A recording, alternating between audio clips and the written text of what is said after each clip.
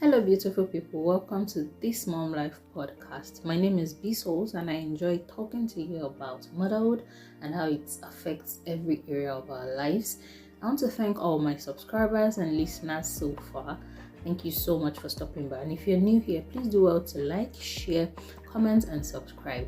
Thank you. So today I'll be talking about postpartum changes and the need to give yourself grace as a mama. Like I always say, postpartum is a very personal journey and it comes with a lot of changes that we may or may not expect and that we may or may not be prepared for. Regardless of how experienced one might be, you'll be surprised at how unique each experience of pregnancy and childbearing can be. And this is because no childbearing experience or postpartum experience is the same. I'm usually amazed when I hear moms of 5 or more still having unique stories to tell about their birth experience. And this further reinforces the fact that no two pregnancy or postpartum journey is the same. One major reason that I've found that may be responsible for why mamas may, beat themselves up or not feel so good about themselves in the postpartum period is probably because of expectations. Pregnancy and childbearing oftentimes comes with a lot of expectation, and it's usually a journey of faith.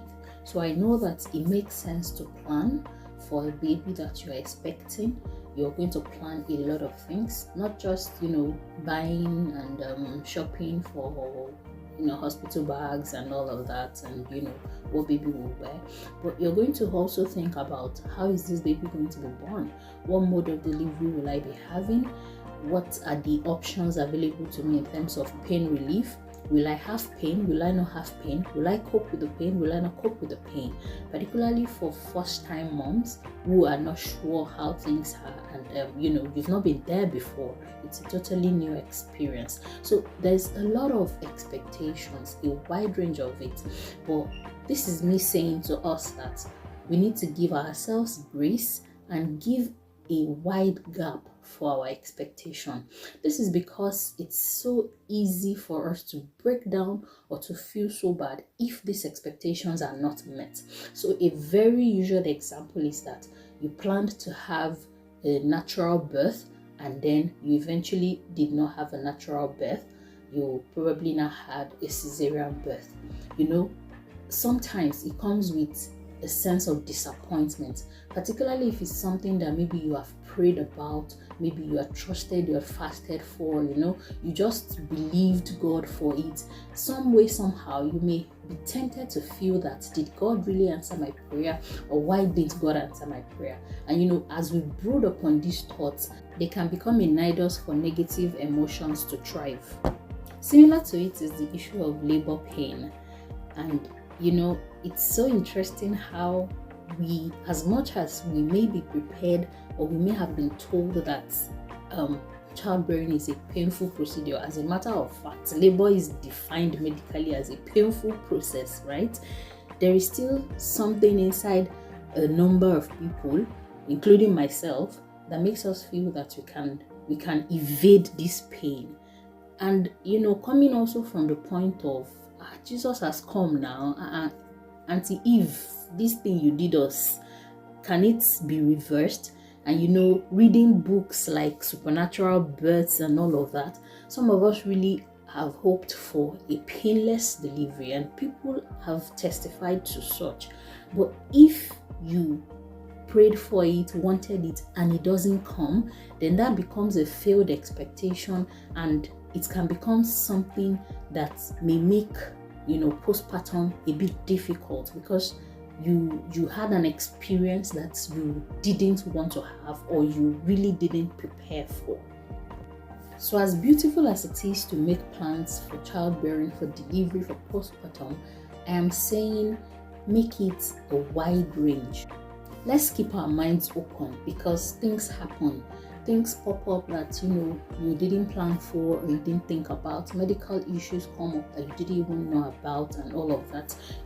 Things can happen. As much as we trust God for the very best, most positive experience as we birth these gifts that He has given unto us, let us keep our mind open so that at the end of the day, whatever comes our way, we'll be able to say that whatever my lot, right, it is well, and we'll be able to embrace it so gracefully and, come out strong at the end of it all. So my first time mamas, please give yourself grace. Give yourself grace because you have not done this before. Give yourself grace because this is a new experience. It's something new. You've not been there before. Your body is undergoing a drastic, dynamic, yet beautiful change. Your mind, your emotions are all together part of this process, experiencing significant change. So please give yourself grace. There's a term that I recently came across that kind of describes this intricate, multifaceted changes that moms go through in this phase of life. And I don't know if I'm pronouncing it well, but it's called matter sense. I'm still doing my research, and I'm sure I'll talk about it one of these days when I feel a little bit grounded to do so. Yeah, so if you're first time mom, getting into this journey of childbearing and postpartum, please give yourself grace. That child you're also going to meet is new. You've not met that child before, and you do not know how that child will be. So a lot will surprise you. So it will be okay to prepare your mind for surprises, but trusting God that, they'll all be pleasant surprises.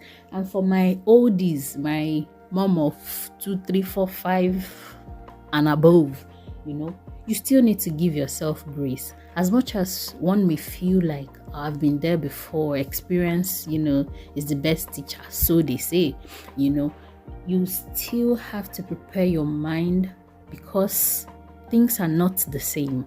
No two pregnancy journeys are the same. No two childbearing experience are the same. Even when you're doing it for the 10th time, right? It's still not the same. You are not the same person that you were when you had your first child. Even your body weight will not be the same in all probability, except, you successfully snapped back to your pre-pregnancy weight. But even at that, it's not the same fresh uterus again. It's a uterus that's had, experience before. It's carried a baby before. It's carrying another one now. It's usually a little bit different. Your body, your reaction, your response can still be different. For some people, the kind of morning sickness that they have in pregnancy for one pregnancy is different from what they have in another one. The kind of symptoms that they had is different. For some, it may pretty much be the same, but it's important that we prepare our mind for this dynamism and give ourselves so much grace in order to accept this, and so that we don't respond in such a way that will be detrimental to our health at the end of the day. Give yourself grace because even the children are not the same. The gender, the birth weight of the child may not be the same as that of the previous one, and medically it's been proven that with subsequent births, children are likely to weigh more. Your body may not respond the same way it did in the previous pregnancy, so overfamiliarity does not work here, right? The mode of delivery may also not be the same. Some people have cesarean birth at first and then have vaginal delivery subsequently. Some other people, it's the other way around, and sometimes it may be the same, but it may not feel the same. And the conditions around delivery changes. You may not be in the same location. You may not have the same support system that you had before. A lot can really vary, and this is why I am very passionate about pleading with mamas. Please give yourself grace. Open up your heart to accept the changes that comes with new normal. So please, if you know a new mom, an old mom that will benefit from this, do share with them. Let them feel encouraged. Don't let anyone feel isolated in this phase of life. Please do well to also like, share, subscribe, comment. Let me know what you think about these things. And till I come your way the next time, stay blessed and beautiful. Bye.